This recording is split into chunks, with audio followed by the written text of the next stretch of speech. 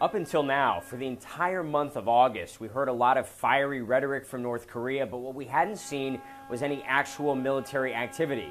But all of that is now changing. We're seeing an uptick here on the Korean Peninsula. North Korea attempting to launch 3 ballistic missiles in the early morning hours on Saturday. 2 of them, the U.S. military estimates they traveled around 250 kilometers, just over 150 miles, putting within striking range potentially all of Seoul, South Korea, and major U.S. military bases as well. But of course, this was just yet another North Korean missile test, one of dozens ordered by their supreme leader Kim Jong-un, who was also all over state media here in North Korea, overseeing a special forces operation where they were simulating attacks on South Korean islands. Now, all of this as we wrap up the first week of the U.S.-South Korea joint military drills, a very tense time here in the Korean Peninsula. It's actually extraordinary that we're even being allowed to report from inside the country during this time. CNN's never been allowed to be here when those joint drills are happening just to the south, but this is something that always infuriates Pyongyang.